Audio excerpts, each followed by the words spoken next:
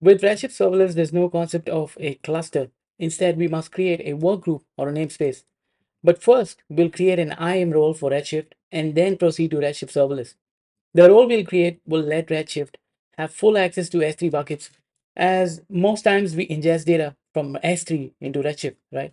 Of course, you can add more permissions to the same role as and when you need them. So let's go to the search bar and type IAM. Now let's click on roles and click on create role. I'm going to select AWS service. And for the service, let's type Redshift. I'm going to select Redshift customizable. Now let's click on next. And in here, I'm going to type S3. Select the one that says S3 full access and then click on next. For the role name, I'm going to call this Redshift custom role and leave the description as is. Let's scroll down.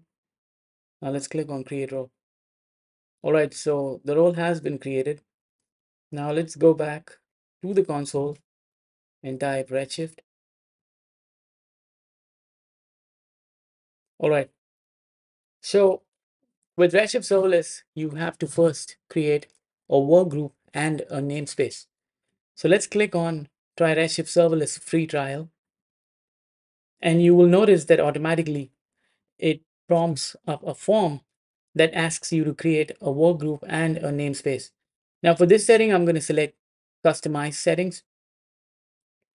Let's give our namespace a name. I'm going to call this DWH namespace.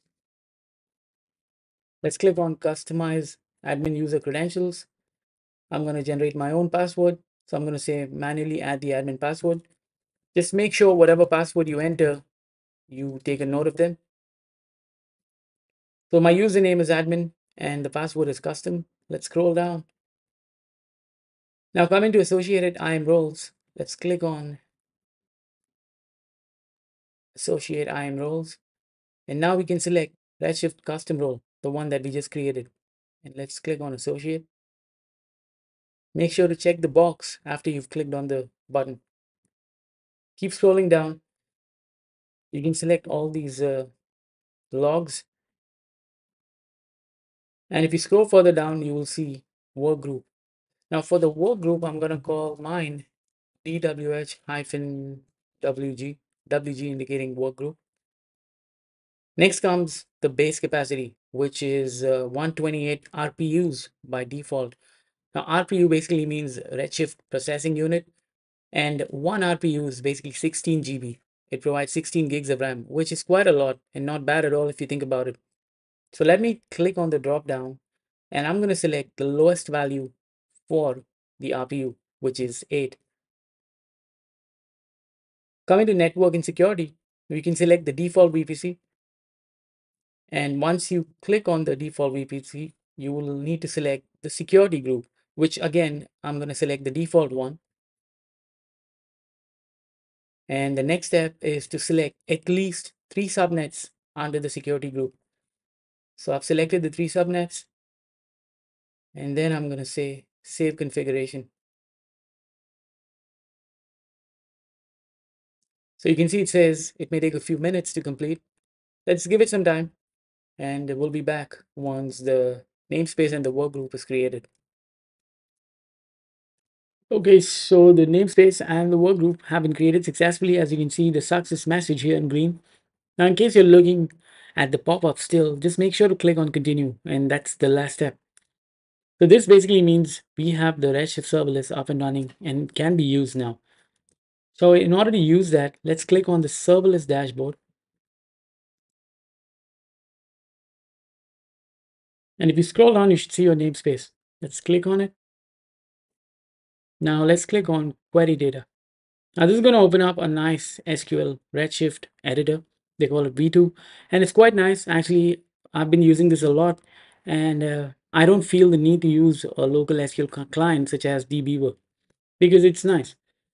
So firstly, you can see the serverless name or work group here, which is DWH-WG, the one we created. And if you expand it, you should see the objects inside of it. You'll see the catalog, you'll see the default database, which is dev, and you will see some sample data. Now, in case you're trying to expand it and it doesn't work, like if you see a connection error or any sort of error, it basically means you have to reconnect. So click on these three dots here and click on Edit Connection. Select database username and password. Make sure to enter the database name as dev because that's the default database name. And this is your username and password that you need to enter. Once you're done, just click on save and try it again, and you should be good to go. So now that we have this, you can start with your development. Basically, you can create a database by saying create database. Let me call this prod underscore db. And if you refresh, you should see the database. Sometimes it takes a while for the objects to appear here, but you can see the prod db is here. Now, if I want to create a schema inside of ProdDB, I need to select it from the drop down. Let me do a quick browser refresh, and ProdDB should appear here. Nope.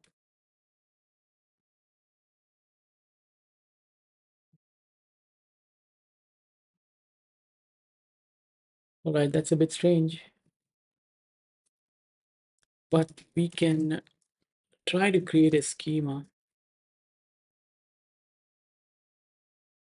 by saying create schema ProdDB dot prod schema. Okay, still doesn't appear. Let me do another refresh. And there you go. So that's ProdDB. Now I can get rid of this. Hopefully the schema should be created inside of ProdDB. All right. So let me refresh it. Try to expand this or DB, and that's prod schema. So once you have the database, the schema, you can start creating tables inside of your schema.